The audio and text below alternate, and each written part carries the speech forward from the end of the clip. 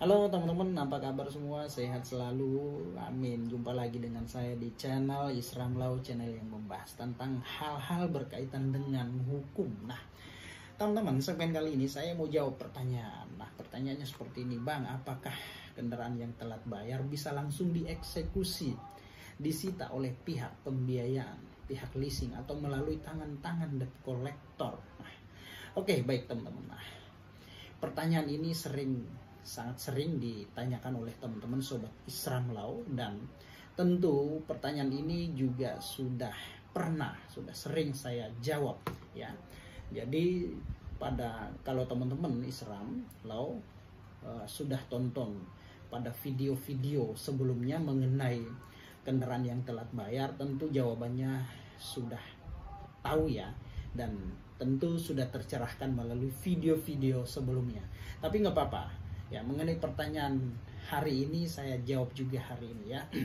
Nah, jadi teman-teman, mengenai eksekusi terhadap kendaraan yang telat bayar yang akan dilakukan oleh pihak leasing, pihak pembiayaan, atau melalui tangan-tangan debt collector, tentu saya jawab itu bisa ya, bisa tidak ya. Karena mekanisme eksekusi atau penyitaan itu ya ada beberapa jenis ya, 2 macam kalau nggak salah ya. Ini berdasarkan ketentuan putusan Mahkamah Konstitusi ya. Jadi penyitaan atau eksekusi itu dapat dilakukan dengan cara mandiri atau sukarela, dan juga melalui putusan pengadilan teman-teman ya. Nah, jadi apabila konsumen nasabah telah cedera janji atau wan prestasi, tidak membayar kendaraannya, misalkan dia menunggak selama beberapa bulan, lalu dalam hal ini pihak leasing ataupun perusahaan pembiayaan akan mengutus orang-orangnya ya, mungkin ya seperti kita ketahui ya, semacam debt collector atau matel ya, akan melakukan penagihan secara mandiri. Dia akan mengingatkan secara patut dan sah terkait tunggakan dan kewajiban yang harus diselesaikan. Apabila tidak diselesaikan, maka kendaraan yang ada pada diri si orang yang mencicil atau nasabah itu bisa dieksekusi, bisa diambil.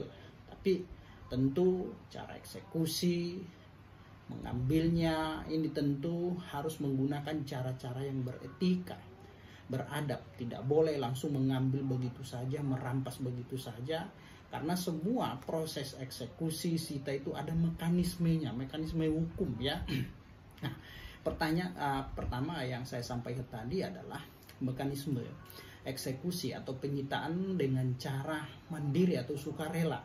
Apabila ya kendaraan yang sudah telat bayar, nah lalu kemudian datang si debt collector akan melakukan eksekusi atau penyitaan atau mengambil atau apalah istilahnya, apabila atau selama pihak ya atas nama atau nasabah mau menyerahkan kendaraan atau objek tersebut secara sukarela, maka itu tidak jadi persoalan ya, sah-sah saja ya, tidak jadi masalah. Nah, yang jadi masalah apabila si pihak atas nama atau nasabah ya ini keberatan atas kendaraan yang ada pada dirinya diambil secara paksa, disita secara paksa, maka itu tidak boleh, itu menjadi persoalan, maka dapat dikenakan delik ya, perampasan atau pencurian dengan cara kekerasan. Nah, maka apabila nasabah ya merasa keberatan atas kendaraan yang telah dalam penguasaannya, dalam kendali dirinya, ini dia keberatan tidak memberikan kepada debt collector, maka pihak leasing atau debt collector tidak boleh mengambil secara paksa. Maka langkah yang harus ditempuh oleh pihak pembiayaan, pihak leasing dengan cara mengajukan permohonan sita eksekusi terhadap kendaraan atau objek jaminan fidusia. Apabila sudah ada putusan dari pengadilan yang telah berkekuatan hukum tetap, maka ya pihak leasing pembiayaan boleh melakukan eksekusi terhadap objek jaminan fidusia tersebut. Dan ingat, pihak nasabah tidak boleh menghalang-halangi proses sita eksekusi tersebut, karena ya eksekusi yang dilakukan oleh pihak leasing atas perintah putusan pengadilan itu tidak bisa dihalang-halangi, maka harus diberikan, harus diserahkan.